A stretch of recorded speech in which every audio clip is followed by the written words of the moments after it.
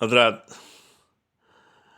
کلکتے کی مشہور مغنیہ گوہر جان اور اکبر الہ آبادی کی ملاقات کا ایک واقعہ آپ کی خدمت میں پیش ہے کہ گوہر جان جو کلکتے کی ایک مغنیہ تھیں، ایک مرتبہ وہ الہ آباد آئیں اور جانکی بائی طوائف کے مکان پر ٹھہریں۔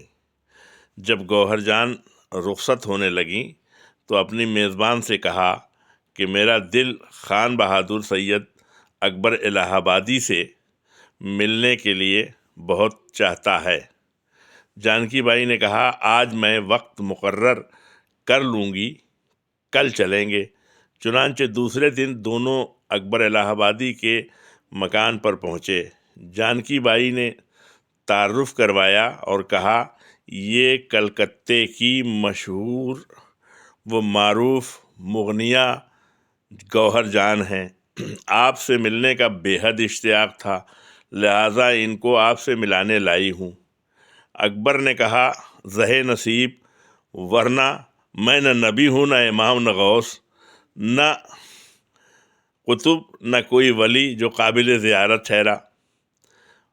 پہلے جج تھا، اب ریٹائر ہو چکا ہوں اور صرف اکبر رہ گیا ہوں۔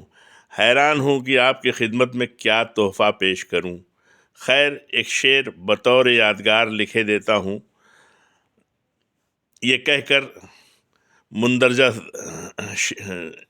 کر انہوں نے یہ شعر ایک کاغذ پہ لکھ کر گوہر جان کے حوالے کر دیا۔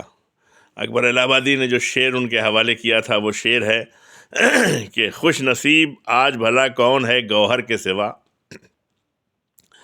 خوش نصیب آج بھلا کون ہے گوہر کے سوا، سب کچھ اللہ نے دے رکھا ہے شوہر کے سوا، سب کچھ اللہ نے دے رکھا ہے شوہر کے سوا۔